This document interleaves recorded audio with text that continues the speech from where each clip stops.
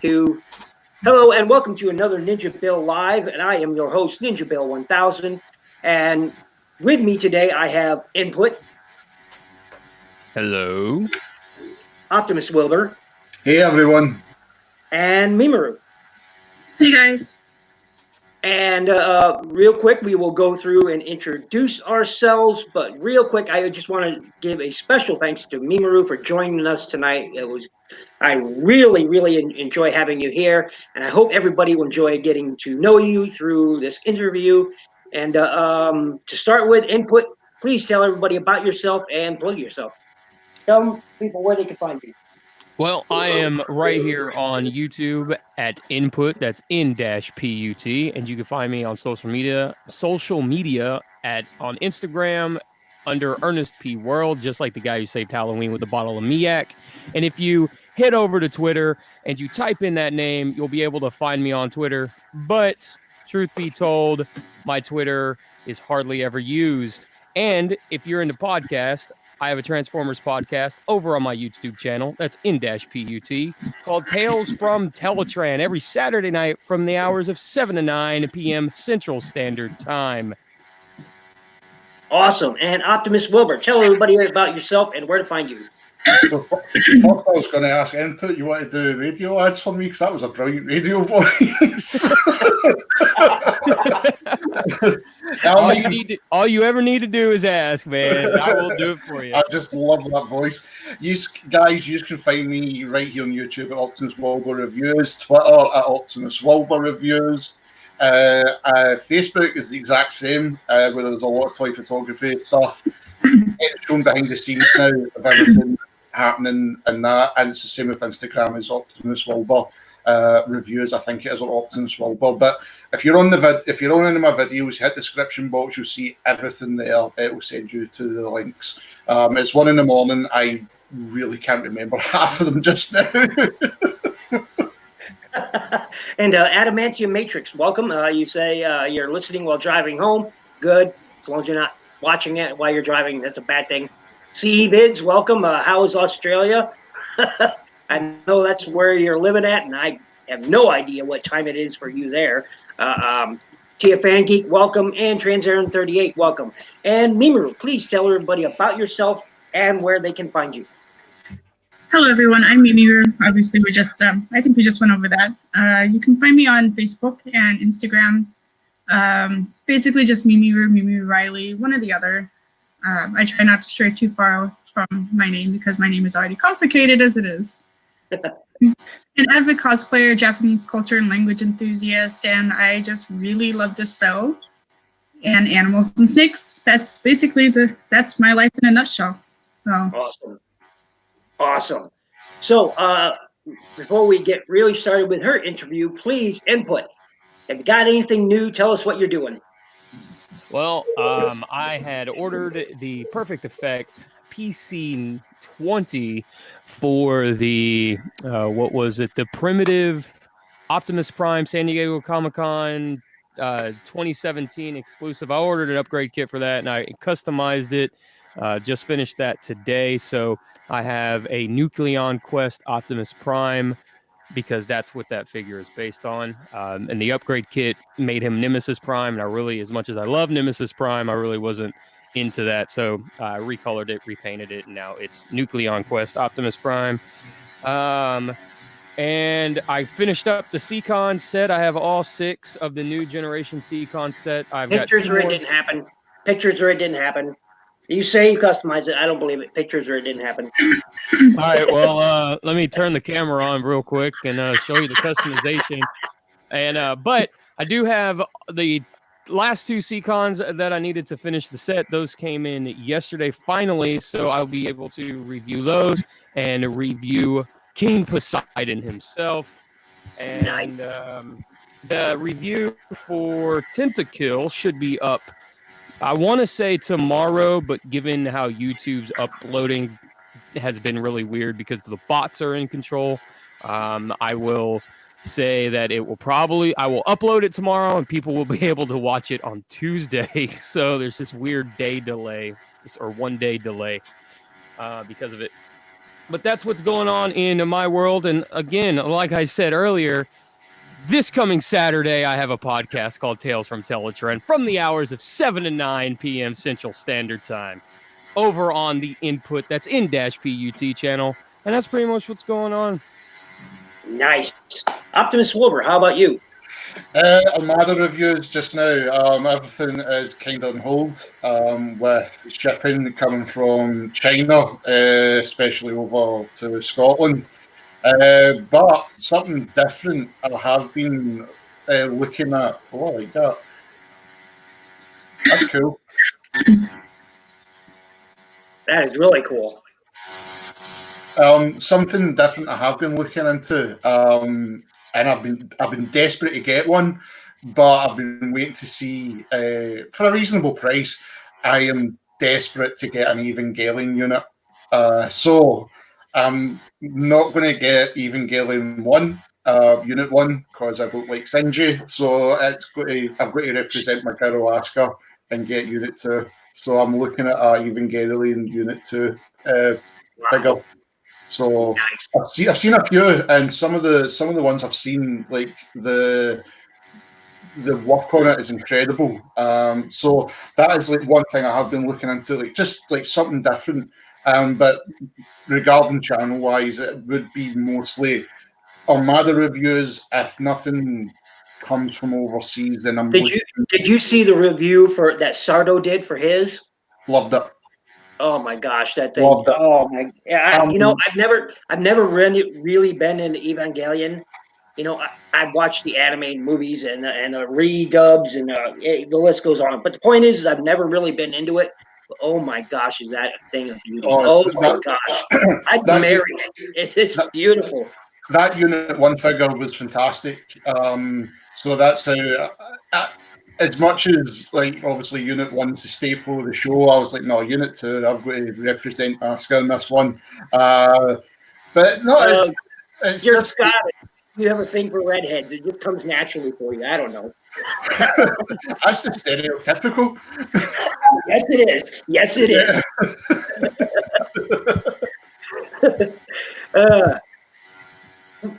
And Mimiru, what is new with you? I know you. What's been happening with you? Well, since you mean besides quarantine and besides trying to survive social distancing and all of that fun stuff, mostly sewing.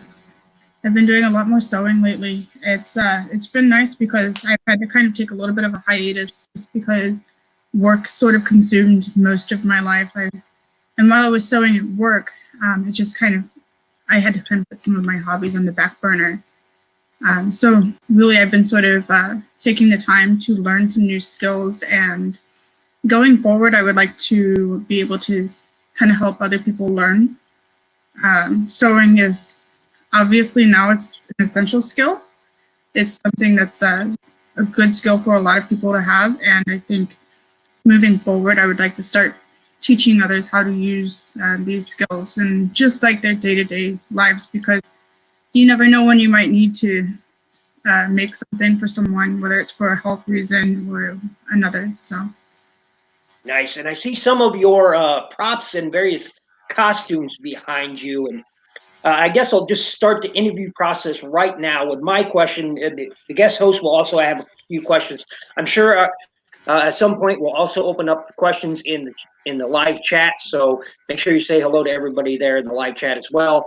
And my question is when did you start cosplaying? What got you into it? I started cosplaying. Well, I've always sort of dressed up since I was little, but I didn't really start cosplaying, I think, until I was maybe 12. Went to Walmart, picked up a couple odds and ends, a blue sweatshirt, cut the sleeves off, got a pair of white pants and a black wig from a black Halloween wig that used to be like for The Ring or The Grudge, and cut it. And I went to a convention at Sasuke, and that was sort of, it's all been down and uphill from there. I was sucked in and I can't stop. It's like an obsession. Nice. And now what was the hardest costume? Actually, you know what? Before that, I'll let one of the other guest hosts ask you a question. Optimus Wilber, go ahead. With the likes of the cosplaying, because I know there's a bit of a feedback here. Sorry, it might be my microphone. With the likes of the cosplaying, when you're looking to design something for yourself for going to any of the cons, do you have like a set list that you're going to go through, or is it just near the time you think I'm going to go as this character, or I'm going to change the design of a character to make it more to your style? So whenever I go into a cosplay, normally I say, oh, hey, I'm going to make this as screen accurate as possible, or as accurate to the original pictures as I can. And before I know it, there's rhinestones everywhere, beadwork everywhere, and it just kind of goes from something simple to something that's, out of control. But I draw a lot of inspiration from Michelle Carragher. She did a lot of the embroidery and beadwork and detail work for the Game of Thrones series. Mm-hmm. And, I'm just a huge fan of her style. So whenever I can, I look at that and I go, why do something that's super simple when I can challenge myself to learn a new skill and add that somehow into the costume? So that just kind of takes itself away from there, and either ends up becoming a party or becomes a giant block party of things everywhere. I mean, like with some of the things, like now, like you were saying, with like so the sewing and stuff, and like how like teaching people, with like showing people on YouTube, like even the sewing side to cosplay, and I know there's obviously the 3D printing and stuff that side, but going back to like the basic side and teaching people, would that be something you'd like to enter the realm over here with? Oh yes, for sure. My mentor. So I know some people who work for the Repertory Theater, and one of my mentors is she's the head of the costume department there. And she once told me something that was a very valuable piece of information that I never really noticed. And when I first started sewing, it is extremely difficult to sew a straight line. You'd think it wouldn't be, because a lot of sewing machines have guides that you can sort of follow those guides, and it seems like it would speak for itself, but there are a lot of people who don't know how, and they want to. So this kind of, I would like to be able to just, go back to basics and help people who really need it. Even if it's just as a small guide, it doesn't have to be super fancy, because some people are able to, as long as they have that little information that clicks like a key, then that's all they need to be able to go forward. It's almost like math. As long as you know the basic formula, you can do it from there. Yeah. Nice. That rocks. That's actually a good piece of advice and input. Would you like to answer a question? The one costume that you had in your mind that you were just set out to do, your balls to the wall, nothing was going to stop you to do it, and then halfway through it, you're like, screw it, it's either too hard or whatever reason, you just ditched the idea. What costume? Have you ever done something like that? Or I have, unfortunately. One of my dream costumes was Rose from Legend of the Dragoon. And Nice. I Good game and good anime. I'm sorry? Good game and a good, decent anime. Yes, it doesn't get enough love. So it doesn't get enough love, and I hope they do a remake of it at some point. But yeah, I wanted to cosplay Rose's Dragoon form. And I was going to compete with it at Archon one year. And I actually got the costume itself finished. The armor was all done. The sewing was all done. The paint was done. And it was the day before the competition. Stayed up all night to get the wings finished. Finished the wings. Put the wings on, and they broke on me. Oh. So, yeah, they were about 50 pounds apiece. And the weight was just too much. So they broke before we even got to the convention. And I didn't pick that thing up since. I actually got rid of it. Oh, you were crushed. I can tell. You get the look on your Yeah. face even now. Yeah, that was one of my dream cosplays, and I was so close to having it done, and it said no. I'm sorry to bring up bad memories. It could be worse. It could be worse. I've learned a lot since then, so I think that's important. Huh. I agree. What, As long as you're able to move forward from it, that's all that matters. Learn from your mistakes and move forward, right? Yeah, yeah. And that's one of the great things about this hobby and the trade is that, there's always something new to learn. When I was working, so I was a full-time tailor, and before all of this, and every day I would figure out something new, learn something new, even though I was doing the same things every day, working on suits. Every day there was something else that I'd never noticed before. So I think that's pretty amazing. nice. And do you have another question input? Probably got a list. Knowing him, he's got a list. Can you check his place? Actually, you know me too well, Ninja. So do you have a go-to cosplay? Like maybe you find out about a convention last minute, and you're like, I'm just gonna grab my Thor helmet and my wig or whatever, and then that's gonna be my weekend. Do you have like one of just like those go-to cosplays? I do. So I lived in Japan for a period of time, came back and spent a week making Kid Loki. And that was back in 2012, 2013.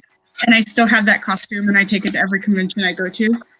If I feel too lazy to put on something more elaborate, I'm just like, oh, nope, I'm just putting on this green tunic and I'm just going with it. Nice. Kid Loki's kind of been that go-to. And it's so comfortable and it's held up for so long. And it's so easy. It's just a couple of pieces and it's ready to go. Trying to see if I can find that image here. People can now see. Oh, there it is, right there. There we go.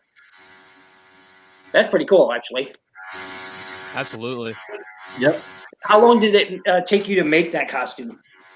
I spent about a week on it, and that was from making everything from scratch. The tunic was made with my own patterns. I just sort of drafted them from paper and prayed that they worked, and it worked. So that was before I really knew what I was doing when it came to patterns, and it worked out in the end. Nice. Another cosplay that I think most people would recognize you from is this one right here, which is Lady Jane Thor, and when I first saw you debut that, I was just floored by how cool it was. I mean, it looks like her helmet, for example, and Malnior there actually looked metal. It looked like metal. Now, really, what did you design this stuff with? Warbler. That's all it is. It's just Warbler. And what is Warbler, for those who may or may not know? Warbler is just a thermoplastic. It is a plastic that it comes in a sheet. You can cut it and then heat it up, and then you can kind of shape whatever you want out of it. It's almost moldable like clay when it's warm. So you can use that in combination with foam and other pattern pieces to make full items like armor or weapons and other cool little props. It is very cool, very cool. And another, I think, and one of their most talked about cosplays is the one you did for. It's just so cool. It's easily one of my favorite of your cosplays right there. I'm a bit biased because I was a big fan of the comic and the character, and when I first started reading it, I was very excited for it. And see if I can get off of this here and see if I can find it. You've had so many, but this one I think was probably my favorite of yours. It's just amazing, I think. The Battle Elsa. Yes. Yeah, that was actually, I think that was probably my #1 favorite cosplay that I've ever done. That was the first time I've ever worked with Wilber. And it was the first time that I ever worked with things like glass, or I'm trying to figure out how to make armor, because I'd never made armor before. And I just sort of, I kind of delved into it with Battle Elsa. I thought I bit off more than I could chew, but. And how long did it take for you to make that? That has over 1,600 hours of work in it. A lot of the details and on that armor itself took a lot of time. It was very tedious. And the cape actually went through 2 different versions. One cape was just nothing but beadwork for the snowflakes on it, and then there was another one. That one that was just a bunch of glass and glitter was put on it. Wow. It's incredible. Oh, sorry, Bill. Sorry. No, go ahead. No, I was going to say it's incredible work to look at it, and like you were saying, like you can see like with just being like with the fabric, then trying with the plastic, like you're saying, that mold to create armor and that stuff. As much as like I've not done cosplay, I don't think anything would fit my body, but just looking at the stuff and you can totally imagine like things you could, if you see it like a Skyrim helmet, like you can physically make the Skyrim helmet for stuff like that, which I think is incredible. Looking at that type of idea for Elsa, considering I despise Frozen thanks to my niece. And this character, I think, is also another one of my favorites. Umi? Yes. Yeah. Actually, she was one of my favorites to make. I think she was the first costume that I did that ever included rhinestones on it. And I had never really worn anything that shows so much skin. So it was definitely out of my comfort zone. Mm-hmm. And it was nice to force myself into something that I wasn't entirely comfortable in. That was the first time I tried smocking, any fabric manipulation of any form that was. I don't know what that is. Smocking is where you manipulate fabric, so you can make like scales or different sorts of 3D patterns. It's really famous for being used on upholstery and pillows. But a lot of people actually use it for a lot of couture gowns and fancy ball gowns and things like that. It just adds a lot of texture. And I think everybody will probably recognize this character. And if you don't, well, she is a pretty famous character in a certain anime that you either love or hate. I believe it. Well, Naruto is one of those things that you either heard of it, you watched it, you didn't enjoy it, or you did enjoy it, or you skipped right to Shippuden and got into the awesome stuff. I guess I don't know.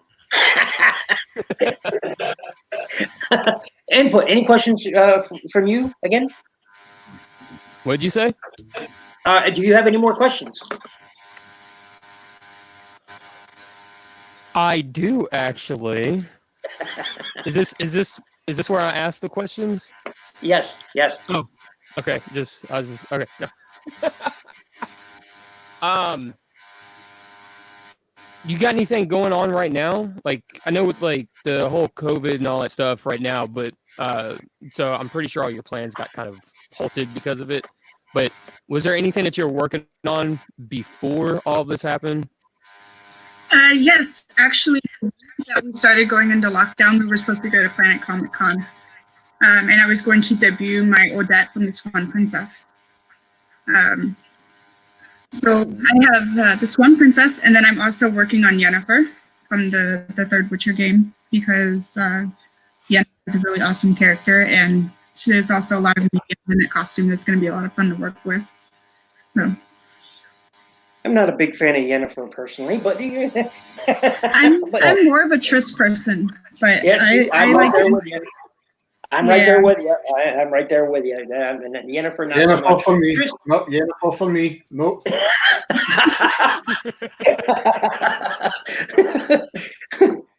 It also helps that my boyfriend likes Yennefer too. So. Yeah, She was awesome in that show. no, I guess I thought she was a conniving. Well, I guess that's pretty much her character. You know what? Never mind. Not gonna discuss it. Not gonna discuss it. Spoiler. Anyway, Spoiler alert. there you go. Optimus Wilber, would you like to ask some more questions? Hida is here. Yeah. I mean, with obviously you can see with some of the cosplays you're doing, it's from like Fairy Tales, and obviously like you've done like Lady Thor. With you like saying like you were going to debut Yennefer, is there any other like gaming cosplays that you'd like to have done or think about doing in future Comic Cons or story cons to come down the line? Is there any more gaming? I just want to make sure I heard you right. Oh, sorry, like any more like cosplaying like a gaming character or like Skyrim armor, something like that. Down in the next like when everything's lifted for everybody, and with everything that's going on. So actually, I would like to. I love the Elder Scrolls. The Elder Scrolls is probably one of my favorite game series of all time. And I used to cosplay a Dunmer wearing the Jester costume. Mm-hmm. Yeah. And that's my favorite costume from the game. And I would actually like to remake that, but with what I know now, and see if I can make it better than what I did before. And there's, of course, Final Fantasy VII. That's a new game that's out. Well, not new. I mean, depending on their definition of new. I've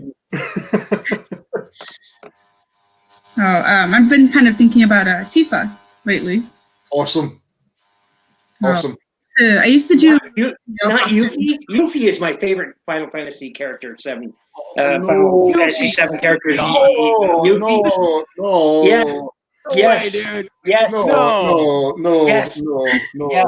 You're messing with us, man. You're messing with us. No one No, likes I'm not. Yuffie. She's my favorite character. I'm really not.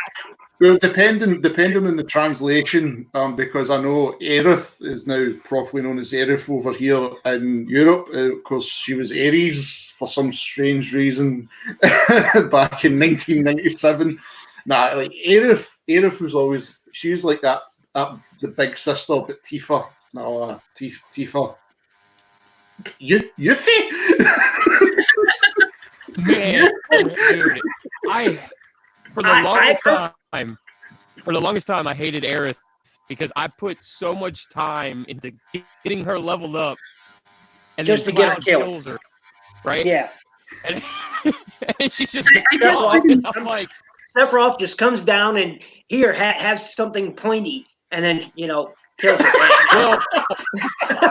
well, hold on. See, here's the thing. Here's the thing, man. Cloud killed her, not Sephiroth, okay? Dead bodies float. Live ones sink. All he had to do was not let her go, and I could have beat the game with her. I was going to say, is it technically not Genova that killed her? Okay, yeah. This show just got super dark. We're going here with Final Fantasy now, right? Okay, let's cut to 8 and that love story.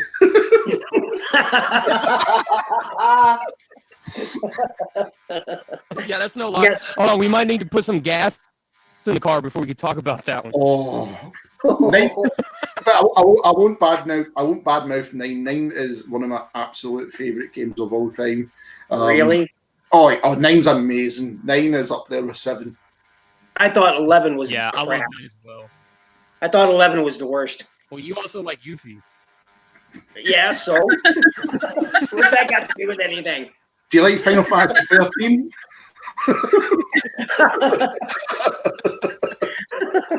Look, I actually, if you built her upright, she was a good combat character. Okay, she really was, and that's why I liked her. Most of her abilities, had good precision strikes, and for me, most of the time, I didn't have a lot of misses with her character. It rarely had a misoccurrence happen. You know, whereas I did with other characters, with they cast a spell or went for a strike, they'd miss. With her character, for some reason, almost never missed. So that's why I liked her the best. There are worse reasons. It is a good reason. It's a darn good reason because I'm trying not to get dead. Oh, don't worry, she's not Kate Sif, so that's okay. Brutal. I love it. Okay, and we're going to quick open up to any questions the chat may have. So, folks in the chat, by the way, welcome everyone there in chat. If you have a question for Mimiru, please, this is the moment to ask. And let's see. Oh, wait. The one moment he picked a run out of Phoenix down.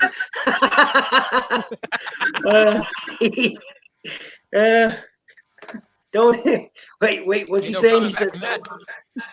He said, "Come on, don't hate on Yuffie. She's not my favorite either." Well, she's not the boss, so that's okay as well.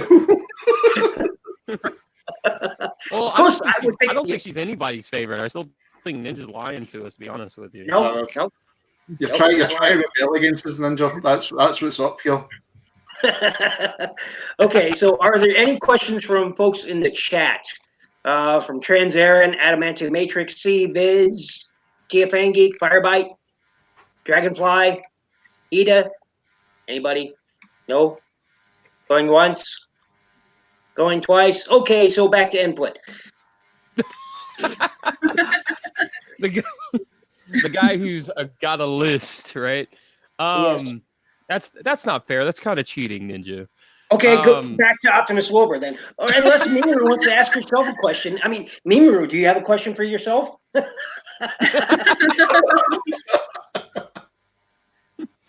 What did I do last night? How about that one? Does that one count? What day is it? Okay. It is whatever day you want it to be.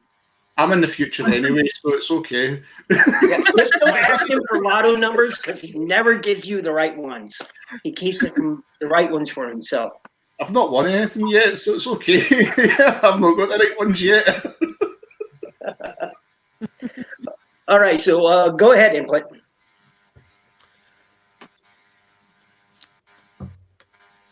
Is there anything or anybody, I guess, like in the cosplay world or fandom hobby that you would want to do like a team up cosplay thing with?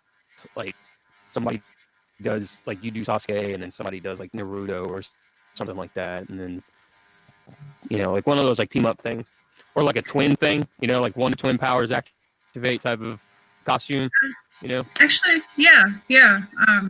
Most things I cosplay from, really. So back before I moved to Japan and then my dynamics sort of changed with everything, I used to do more group costumes with people. And when I got back, and then we all just sort of grew up and everybody's time is now no longer infinite. It's harder to put together a group, but I would love to do a big Witcher group, to be honest, from either the games or the TV show. It felt like a movie, a series of stuff. It was a great series, I tell you. I watched it twice. I watched it to the end. I watched it beginning to the end, binged it on Netflix. The next day I got up and did it again. It was good. Yeah, it's Yeah. phenomenal show. It was phenomenal. Really was. I enjoyed it more than Game of Thrones, and I gave up on Game of Thrones, I think, season 4. Yeah, I loved Game of Thrones up until that last season. That last season is not canon. No, I reject it. It's the same with The Walking Dead. What's happening in The Walking Dead now? I stopped after they got to the prison.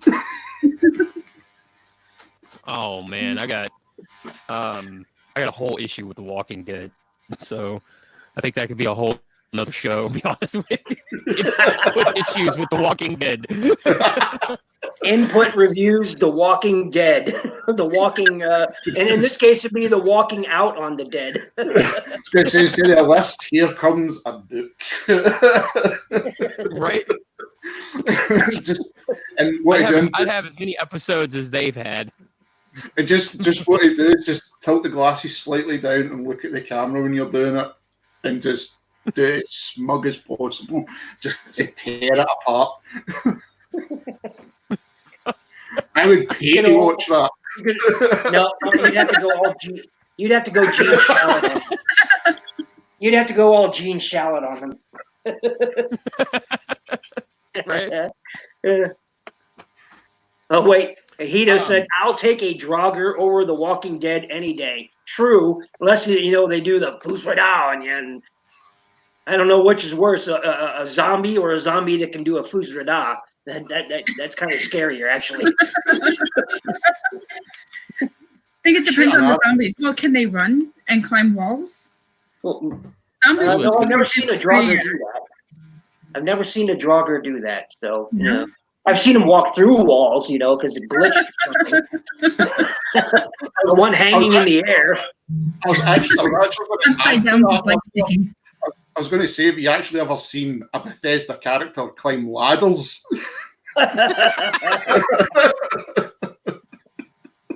I remember one time I found a bug where Draugrs, when you first enter the game, you go up to that peak, old tomb there, and there was a bunch of Draugrs that were supposed to be walking around on the outside, except they were walking in air above the temple. So I've seen Draugr fly, apparently, or skywalking. and I was just like, really? Well, this will be easy. Just took out an arrow, pluck, pluck, pluck, dead. It was easy. I was like, hey, I don't even have to look for them. Bethesda glitches. They're great. I miss. I was going to say, if they're not trying to rip you off with shoddy products, they'll just give you a glitch and that'll make you happy. I miss old Bethesda. I missed old Bethesda. That's all I can say. 11 years ago, you made a solid product that still lives on strong. And the last 3 years, what you did with Fallout, my God, what a joke. What an utter crap fest that is. What shite. Ugh. Uh-oh. We got gaming commentary going on now. Oh, that's have to be. I'd have to leave it all in Optimus Wilber's corner because that's his bag. So I don't want to. That used to be my bag in YouTube. Did you get that backpack? Did you get the proper backpack for Fallout Optimus? Did you get it? There was no way I was spending £200 on a Bethesda product, and there's this absolutely no way I would do something like that. Do you know what I mean? Like, you'd spend all that money on a Bethesda product thinking you're going to get something amazing, and then you'll get handed a very crap pit point. Oh, fuck, man. Oh, that's horrible. Or you get that, or worse, you get the bag. But you get the helmet with asbestos in it. Yeah. Hito says, how about zombie playing patty cake? Disarm them? And then he also says, I still miss Daggerfall. Okay, Daggerfall was good. Daggerfall was good. Back in the day. Oh, yeah. I play with a lot of the Beyond Skyrim mods. Take us to other lands within the Skyrim, using the Skyrim engine. Pretty cool stuff. And so, any questions from you, Optimus, for her? Yeah, just to carry on from now you're saying Tifa, and it's just to find out, was it any set design costume you're thinking for Tifa? Was it going to, as it be like Advent Children or direct from the game 7? Or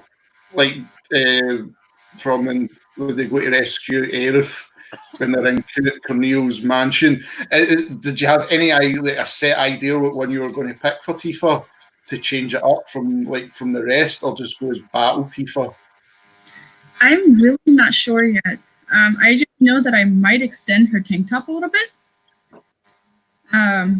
But yeah, I'm not sure which design because they're all really good. They're perfect for her character. And so I guess it's just really deciding whichever one. Yeah. Yeah. And once again, I'll open up to the chat if you'd like to ask Mimiru a question. Or anybody? Is he the only one here right now? One watching? Really? One? Wow, what happened to everybody? Wow, where'd everybody go? Well, I have a question. Yes. Have you ever had somebody at a convention that you're at just, I don't know, take exception with who you're cosplaying as? Like they just kind of run up at you and they're like, "You're doing it wrong," or "That's the wrong color." That, like, you know, just some really just off the wall, oddball kind of, I guess, interaction along those lines or something. I think I've been really fortunate to not have those kinds of negative experiences. The negative experiences have sort of come from other areas, like you're a little bit too curvy to cosplay that character, or back when I cosplayed more male characters, I've had some unwanted advances before, but not so much. Oh, that's the wrong color or anything like that. Again, I've been very fortunate, and I know it's not been the same experience for others, unfortunately. And I'm almost wondering, just because I do tend to put a lot of change the costume a little bit so that it's not entirely accurate, that it's just sort of easy for me to say, well, this is sort of my own take on the character. You can take it or leave it, doesn't matter. I like it myself, so. Okay. That's good. That's a good attitude. I like that. That is a good attitude. That is awesome. One of the things I'm a big advocate of is cosplay does not mean consent. I'm a big advocate of that. She's probably really familiar. You guys may be unfamiliar with it or familiar with it. And I staffed anime conventions, especially Anime Iowa, for almost 21 years. So, you know, I've seen all types of things happen. And so I'm a big advocate for that, where, you know, just because, be it male or female, just because they're wearing a certain costume does not entitle them to unwanted attention or touching or anything like that. More often than not, it's just unwanted attention that happens, where somebody has gotten a little too, shall we say, eager or vocally eager about something, and that's more often than not what happens. There's other things that happen, you know, but have you had to deal with that type of thing before yourself, Mimiru? Yes. And it came from two different places. There's the typical, you know, unwanted advances from guys that, you know, oh, hey, you know, you make a really sexy Frost. When I cosplay Frost from Mortal Kombat, she's a little bit more revealing of a character. And I'm curvy. So I have big hips and big butt and thighs, and with that sort of comes advances that are unwanted. But one incident that really sticks out to me is actually a long time ago when I was cosplaying Genesis from Crisis Core. I was standing in line to meet a voice actor. It was this happened at a Tennessee convention, and this girl who's standing behind me just takes her hand and puts it in a very inappropriate place.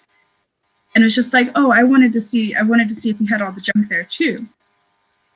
Cool. What? Wow. That was the first time I had ever experienced anything like that in my life. At a convention, and I was maybe 16 at the time. It was shocking and uncomfortable. I didn't know how to respond, and I didn't have anybody with me, and I didn't want to get anybody in trouble, so I didn't report it. But that's probably the most standout. Oh, see, that's where I always tell people in that moment, and I've said this as a staffer, I've said this to people that it's happened to. where they've come in and I've had to, deal with that. You're familiar with Anime Iowa. We have our Rangers. We go get the people that it happened to and those responsible for the action, and I always tell the people that it happened to, in that moment, you're going to be confused, you're going to be angry, you're going to be hurt, and be those things, be all those things. Let it happen. If you want to be angry, you have every right to be angry. You want to be upset, you want to cry, do so. And when that's done, you pursue an end to that. You pursue a resolution to its end, from the start to the end. You pursue it. You don't stop. You have to keep going. By all means, get it all out of your system. But when that's done, something has to be said. Something has to be done, because ultimately, if it doesn't, it's going to happen to somebody else. That's my stance on it. Like I said, I'm a big believer in cosplay is not consent. Been a long time advocate of it, and I always tell people, be hurt, be shocked, if you're not sure what to do, go talk to somebody, go find somebody. Usually, like at our conventions, we usually have a couple of sheriff deputies there. It's sad that Anime Iowa got canceled. By the way, if you're unfamiliar, Mimiru, I know you're usually there, and but they just announced that yesterday, day before yesterday. So I wasn't staffing this year. I didn't staff last year either. I didn't. Frankly, I think I'm getting too old to do it. I'm 50 now, and I don't want to be here. And but no, I've always been a big proponent of finding resolutions and getting those type of people, for lack of a better word, corrected, because it can't continue. It can't be allowed to happen, because if they do it once and nothing happens, they will do it again. And so, I would tell everybody that, if you see something like that happening, tell someone. Don't wait. Don't approach the person that happened to. Let them approach you. You don't approach them. If something happened to somebody and suddenly they're approached by 20 people, they're going to get even more freaked out. I've seen it happen way too often. And then what's going to happen is they may not report it, because then they're scared. And that just adds another element to it that, makes it a bad experience for them. And I'm all about having a good experience, no matter who you are, what group you're with. How I don't care if you're 3 or 300. You're there to enjoy the convention, and things like that should never happen. And so, I wanted to ask you that question, how you felt about that, and I'm sorry you had that experience happen to you. So. I also think it's important that if you see something, say something to someone, or be that person that sort of steps in, that non-confrontational step in. Something that I really like doing is, if I see somebody being harassed by someone else, I'll go up to that person and I'll be like, "Hey, I've been looking all over for you." Kind of pretend that I'm their friend, and be like, "Hey, we're late. We need to go to this photo shoot, or we're supposed to be at this panel now," and then just kind of pull them out of that situation, away from that person that's making them uncomfortable. And honestly, even if so let's just say it's maybe their boyfriend or girlfriend, or a friend of theirs that they know that's doing these things, and they're like, "Oh no, we're just joking around." I would rather be on the safe side and have them correct me with that than be someone who sees something happen, just leaves it alone, and then nobody else reports it, and then it gets worse for somebody else. There's nothing wrong with being non-confrontational and inputting yourself in a situation like that, as long as you feel comfortable to do so as well. If not, then just report it. Just go to someone and report it right away. Don't wait. Somebody needs to take care of it when it's happening, not after the fact.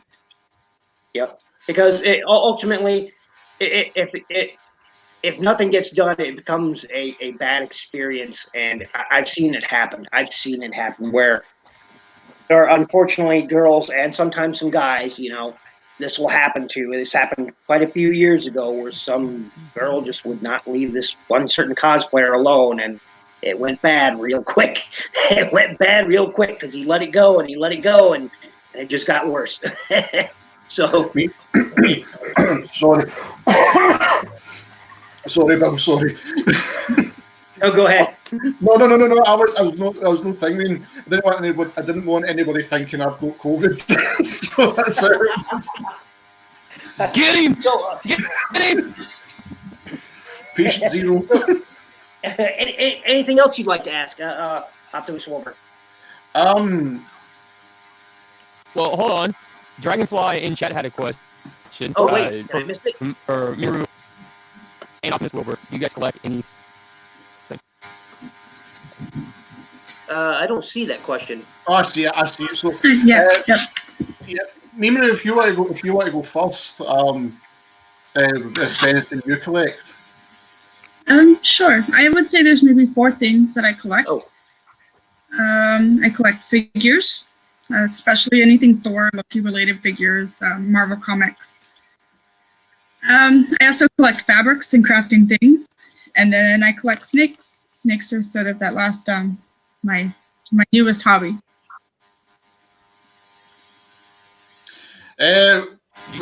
For my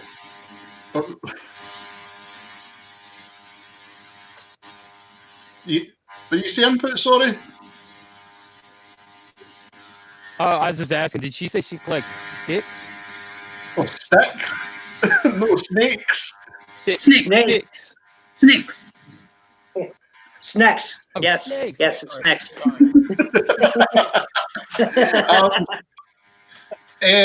Dragonfly, with myself, obviously I'm not in the room because it looks like I'm just a complete gamer, which I am. But I collect Transformers. I've been doing it since 2000, whenever I turned 18, so I can't remember the year.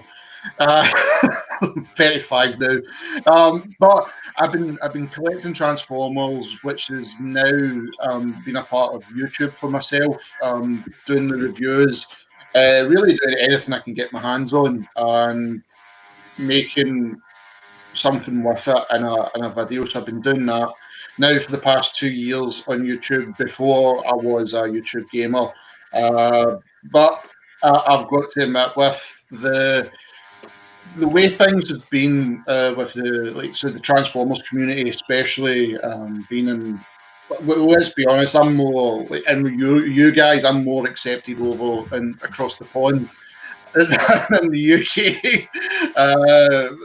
But I've got to admit, I've never been in anything like this at all. Seen anything like this at all regarding like the friendships we've all made with each other, finding new channels, seeing different content, seeing new stuff that like originally I would never have bought, and then you get somebody shows it, and it's I've got to have that. I've really got to have that, and that to me. Over the last while, it's been an eye-opener, and it's been fantastic. It's just one of those things. That's one thing I've been like saying to people. Like, if you've got a passion about something, like don't be scared to put up. If you want to make a video on YouTube and just show it off, just let people see it. That's one thing. To go back in the convention, Bill, that's like, see, because I've been to a few over here, and I've never seen anything like that. Over here, a lot of I don't know what it is, but like a lot of the people when we've seen them. I'm still the type of one. I'll see someone cosplaying from the knight from Dark Souls, and I will walk up to the knight and do the praise the sun. I'm that type of guy, and you see a lot of people doing that. And even I remember one year they basically made their cosplay out of cardboard, and a lot of people, even myself, went and got a picture with them because it's like you're taking the time. To make something that, fair enough, if you don't have the funds or the material to do it, you've done something because that's what you wanted to do. And it's like and that was like, just listening to the two of you, that was an eye opener for me, because I've never seen anything like that over here. It's like over here, it's like really, I couldn't see it happening, if you get me. And that was like, it was like really an eye opener. Also to like hear that as well. Oh yeah, it's an unfortunate truth, but it may or may not happen there in Europe. I have no idea. I've never been to a con in Europe, so no, exactly. I always wanted to go to TF Con, but never could make it. But type of thing. But they're definitely, because they're obviously societal differences. So different expectations, different reactions to things. Just because of where it is and the people living there. Here it does happen. It's an unfortunate truth. To say otherwise would be a lie, and it just really comes down to individuality and that individual's personality, for good or ill. It's an unfortunate. Now, to get back to Mimiru, you said you collect figures. Now, as it just so happens, not only do some of us collect Transformers, but we also collect other things such as Marvel figurines and whatnot. What are the type of figurines, or is it just figurines, or are you buying like the Marvel Legends series, anything like that? Yes, it's a little bit of everything. So, especially when it comes to Thor and Loki, I typically buy just whatever is out as far as their kind of merchandise. So I've got a few Hot Toys that I've invested in. I've got some just regular figurines, some action figures, and some of the Marvel Legends. But typically, I keep the Marvel Legends in their packaging because they're for collection. So I've got some Barbies that are superhero themed, like the Wonder Woman Barbie that just came out a couple years ago. For the Wonder Woman movie. I actually have a Barbie set myself. It's the Star Trek Barbie. It's the only one I own. That came out quite some time ago. Still in the box, still hanging about. I actually got, because Star Trek. I was like, hey, at that time that's what I was buying along with Transformers, and So what is your favorite type of figurine? I mean, what is the favorite manufacturer, or that you mentioned Hot Toys? Is that your favorite? Do you specifically buy for them for a specific reason, or what is the reasoning for what you get? Mostly, I try to keep myself from going too overboard, so I give myself sort of a niche to purchase it. So, like, as for as much as I love Marvel, I try to keep it into just the Thor and Loki franchise. But now I've been getting into collecting Harry Potter figures, so that sort of branched out into Harry Potter, and I've got some Overwatch too. But I think I really love the Hot Toys just because of the sheer amount of time and details that goes into the painting on these figures. Their expression and just the way they look is just so detailed. I love it, and I'm a sucker for details, so it kind of draws me in just because of that, and the fact that you can see the details in the costumes too. It's not just the paint and the makeup; it's just also the costumes are so detailed, and it makes a good reference for if I wanted to make that costume for myself. So I can kind of go back to the figure and cross-reference to see, okay, so what do they have on here, and then I can try to replicate that into a life-size costume. Nice. Hita in the chat said, my daughter recently got a JoJo figure. I'm assuming from JoJo's Adventures, which I absolutely despise, by the by. Just me personally, I can't stand the animation style. Can't. Anyway, moving on, he said, and she even sewed clothes for him, so that's pretty cool. Yes, it's true. I can't stand JoJo. I was gonna do the meme. Go, oh my god! And I can't even shout. And Darkonin said, Darkonin says, Wifey's got Hot Toys, Doctor Strange, Cumberbatch, and Netflix Punisher. She got me a Civil War Black Panther a few years ago. I tracked down Hot Toys Christopher Reeve Superman. Oh, nice. Nice. Yeah, I gotta say that Doctor Strange and the Punisher hot toys are phenomenal. They are just to die for. Nice. And he also goes on to say, gotta have Reeves Superman if I was going to have only one. Oh, absolutely. Yeah. Christopher Reeve, man. Superman was, one of my favorites. And sure, there was the newer stuff, but now Christopher Reeve, man, he's always going to be my Superman. So, input. Do you have any questions for me, Mimiru? I know you do. What'd you say? You sound kind of broken there at the last. I said, do you have any more questions for Mimiru?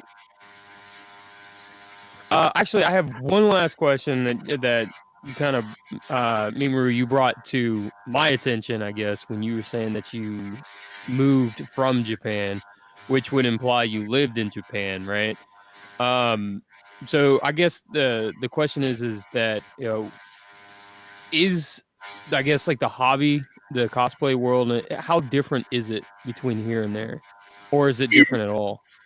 It is so different. I actually part of my senior thesis for school was done on this, and some of the differences between Japan and Western, particularly the United States cosplay cultures.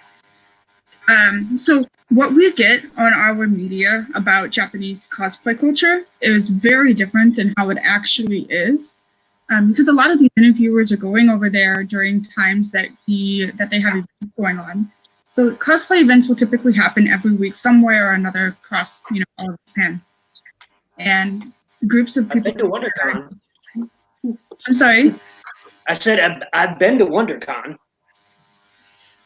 And so, but it's not so much the conventions themselves, but around the convention. So you're not allowed to cosplay in public. You're not really supposed to cosplay in public at all. It's considered rude, and it's also inconsiderate of other people. So you won't see any cosplayers on trains. They actually will kick you off if you're on cosplay on it. If you're not a Westerner, they typically give, they don't want to deal with Westerners at all. So typically they'll give Westerners a pass because they don't want to deal with it, but they will actually kick people off the trains for being in costume. So when they have these events, they would go to a locker room, rent a locker, get dressed there, and then they would go to the event and then go back and get changed again before going home. And events will only last maybe a few hours. We went to one in Nipponbashi in Osaka, and it was a several block, basically street party of just cosplay and media. And they would have designated areas for cosplayers that, cosplayers can go to. There's also a whole bunch of photo shops along the streets. They're just basically photography places for cosplayers to go into and have pictures taken. And the event would last maybe from like 1 o'clock to 4 p.m. And that's it. Mostly because you have to be able to have enough time to get on the train and go home, go to and from wherever you're going afterward. It's very interesting, and most events are going to only be on weekends, and you usually only do it if you're in a group of people. So you're actually expected to join groups. You don't do it by yourself, right? So you find a group, whether that's a group of friends or an already established group, and you become part of that group, part of that sort of that circle, family circle.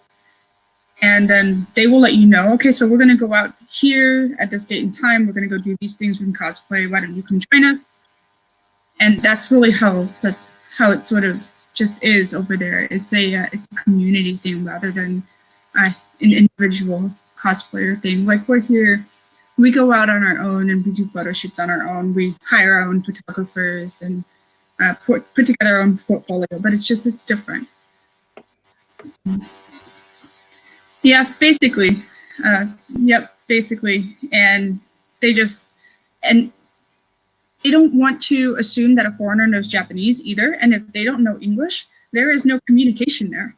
It's just some security guards coming onto the train grunting, and they don't really want to have to worry about trying to argue with a foreigner who may or may not know Japanese. And the assumption is always they don't know Japanese, so we're not going to try. which is a very unfortunate stereotype. But then when you do speak Japanese, they automatically assume that you know a whole bunch of Japanese. And you get the opposite extreme. So they will go from speaking regular Japanese to whatever their dialect is. So if you are in Kansai and you know Tokyo dialect, you don't know Kansai dialect, it's going to be a fun time. I've experienced it. Yes. One of my best experiences. I even told these guys once that one of the strangest things I encountered there was the fact that there are some places where there's these little signs, and if you don't know kanji, you don't know that it says no foreigners allowed. And you walk in there, and they're not going to be outright rude to you, but the staring will commence, and they will glare at you until you leave, and politely, point towards the door. There was one place we went to. Yeah, there was one place we went to at a train station, and we went in, there was nobody there, okay? So the shop was open for business, but it was right after the rush, and they were fairly empty. And we went in, I was with some of the other exchange students at the time, and they told us, "Oh, we don't have any seating. We don't have any seating available. We can't serve you right now." And our friend Cass, who spoke fluent Kansai Ben at the time, was like, but you have empty seating over there. There's all of these tables that are empty. And like, oh, well, we don't have room. I'm sorry, we don't have room. You can't go somewhere else. Yep. Yep. I was going to say, you'll make me dread and going to Osaka when I finally get to go. Oh, there's lots of little subtle societal things that that you're just expected, cues that you're just expected to know. Okay, even though nobody has told you, you've never heard of it before, they expect it of you, and that's true for anyone who's ever been there. They'll tell you the same thing. They don't hate foreigners. They just don't like it when you're getting their business. That's the politest way I can say it. And especially if you're riding on a train, there are subtle practices, standards of practice when riding on a train that you're just not made aware of unless somebody actually tells you about. And it's weird, but that's the truth. It's like the best example would be escalators. You walk up one side and you stand on the other side, and it could be different depending on what city you're in. You either walk on the left and you stand on the right, or you walk on the right and you stand on the left. Like Tokyo and Osaka are completely reversed. But in Kyoto is reversed from Osaka, but because they're in Kansai, you would expect that they would be the same, right? No. See, I wonder what I was going to say. I wonder what reaction I'd get if I, like how you're saying, like, I really doubt I would be able to pick up Japanese. I struggle with English, and that's being Scottish. We're just born with that. So, I'm sorry, but I just tried to imagine you speaking either higher, lower, or some dialect of Japanese with your Scottish accent. And I got to tell you, I'm rolling over here.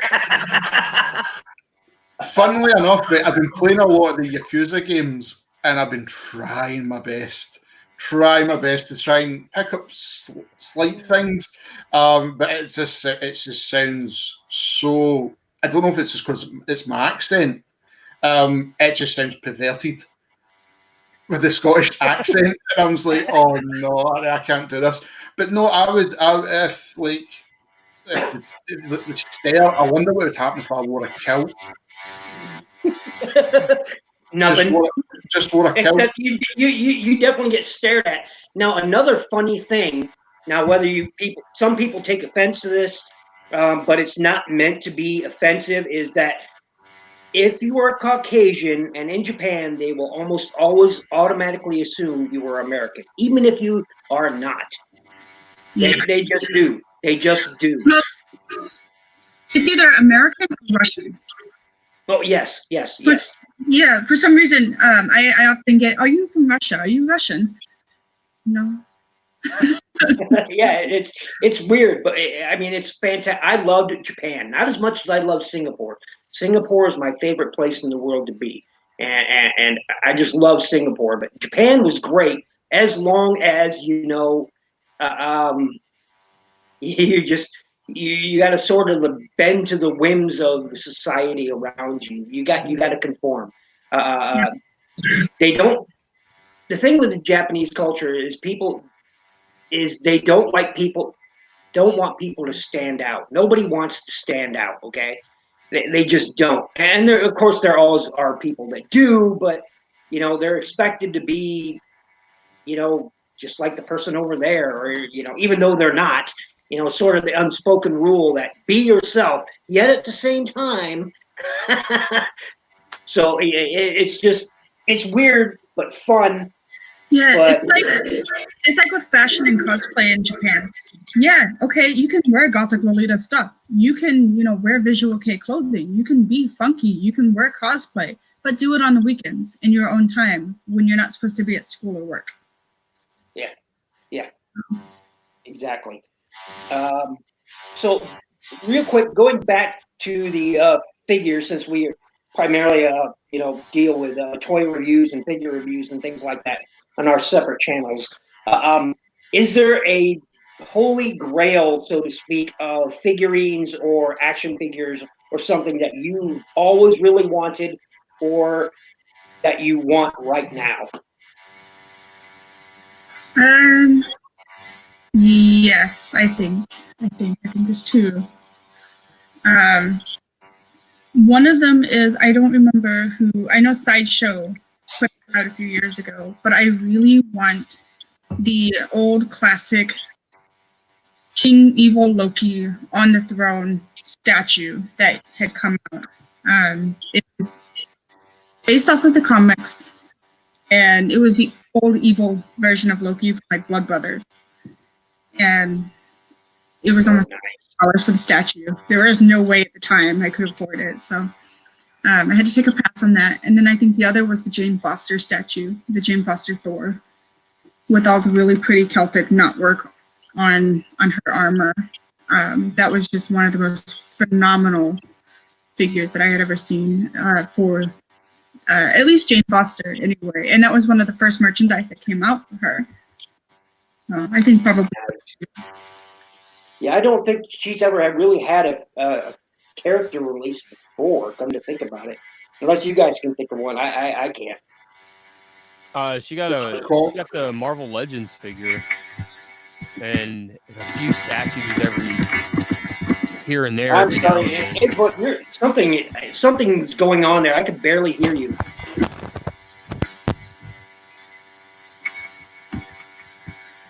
Input. Hello.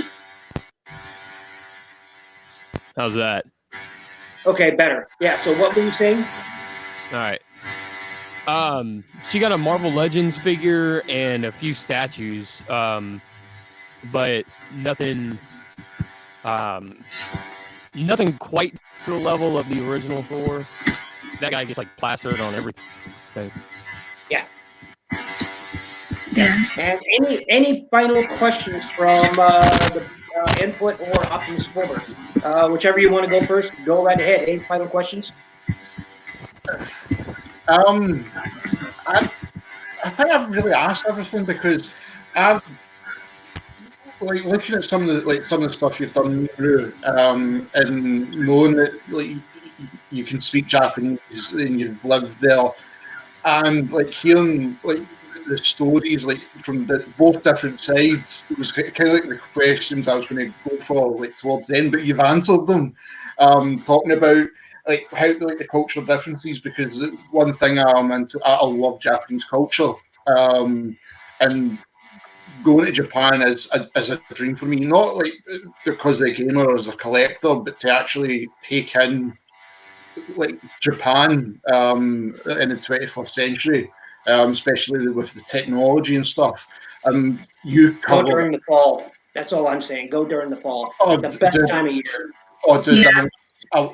I really, the time I wanted to go was, it might have been 10 years ago, maybe 8, and it was Halloween, and in Osaka now they've got Universal Studios.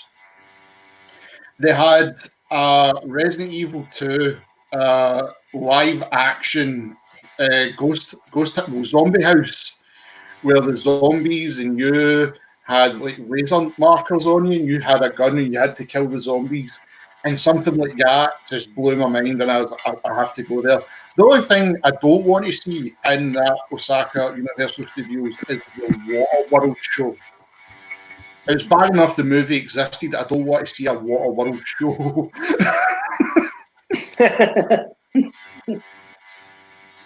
But no, Mimiru, you answered everything, pal. The things I was going to ask, like with the cultural differences with the cosplay and that. So that thank you. Input? No, I don't really have any more questions. I kind of ran through the list, to be honest. Okay, and Hida has a question for you, Mimiru. What is your favorite figure line? Opinions on notable figure lines?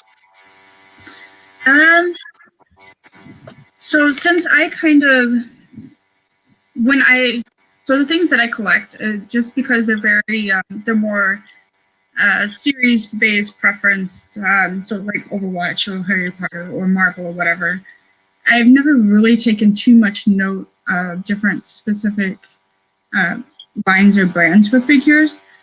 But the ones that really stand out are definitely Hot Toys, because they're so detailed, and I can also makes my costume making job a lot easier too, having that 3D figure with the costumes on it. Sure, you can look at it and have great visual cues. I get it.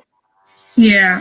So I think it'll probably be those, and they're not crazy expensive either, so they're fairly easy to collect, and there's such a variety of them that it's very easy to find something that you like. Nice.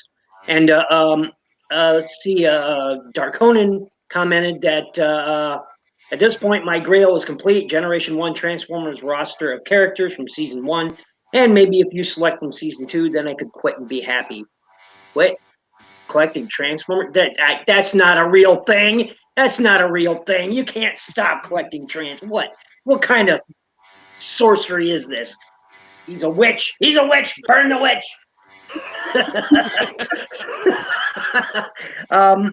Yeah, so I think that's going to be it. So to wrap this up, first, let's do another round of tell us where to find you, and we'll start with Optimus Wilber. Quickly before I'll do that, I do see Dragon. I've got the chat open down here. Dragon's asked me a question, and I'll just quickly fire through it. Favorite Transformer line? I do enjoy Siege. I've got a mixed collection, but there's one that if I had to point the finger at and go, that's my favorite, is Armada, because that was the series that got me collecting when I was 18. If I didn't buy those Armada figures at the time that Optimus Prime, that Megatron, there would be no Optimus Wilber, there would be no Transformers collection in my house. So it's going to go straight to Armada. I'm not saying it's the best, but a favourite would have to be that one. Siege is very close now. Siege is quality. But finding me, you can find me on YouTube at Optimus Wilber Reviews. You can also find me on Facebook at Optimus Wilber Reviews, Twitter at Optimus Wilber, and the same with Instagram. And Input? You can find me right here on YouTube under Input. That's in-PUT. You can find me on the Twitters, and you can find me on the Instagrams under Ernest P. World, just like the guy who saved Halloween with a bottle of Miak. And finally, Mimiru, where people can find you. And also, real quick, you do have a YouTube channel. I just want to tell everybody that. She does have a YouTube channel. She's only got, surprisingly, 91 subscribers. So let's fix that, people. Anyway, go ahead. Yes, you can find me on YouTube. Basically, it's just Mimiru Riley. Again, I try to keep it simple for everyone just because my name's complicated enough as it is. And then you can also find me on, I do a lot of updates in cosplay projects on Facebook at Mimiru, no Riley, but you'll see the little Thor. Right now it's a Thor icon for my profile picture. And then I'm also on Instagram at Mimiru Riley. And I pretty much share a lot more on my Instagram. A lot of it is, it's either cats, dogs, my snakes, or cosplay. Oh. There's one question I've got to ask. See, like how your pets. I'm a pet lover as well. I've got a dog and 2 cats. Have you curated Instagram accounts yet for them? I have not. I've thought about it though. So I've done it. I'm the only one probably here that's done it then. Well, I've done it for my cat. I've done it for my cat. I had to do it for her. Do it for the cat. Yeah, I've got one last question. Thinking about it. Okay, so I have a feeling, and you correct me if I'm wrong. I have a feeling that your name is a combination of 2 different characters. One is Mimiru from Dot Hack, and the other one would be Riley from God, I can't even think, from the Alien franchise, maybe, or that's Ridley. Yeah. But Mimiru is from Dot Hack, correct? Is that? That's what I'm sticking my flag on. Funny thing is, I know that there's a character from Dot Hack that is named Mimiru, but Mimiru is actually a nickname that was given to me a long time ago by some of my friends. We used to have a gal circle, and we had our friends give each other Japanese related names, and because I'm half deaf in both ears, my friends decided to call me Mimi. And then Ru just because it's a female suffix. So my name literally is just ears because I'm deaf. Okay. All right. That's actually awesome. I did not. I thought it was based on the character too. So wow, that is awesome. And thank you very much for joining us tonight, Mimiru. Thank you very much also for input, to Optimus Wilber for joining me tonight. Thank you everyone for being in chat. For joining us tonight. Make sure you leave a comment. Make sure you hit that like button. Please share. And above all else, be good to each other. And you know what?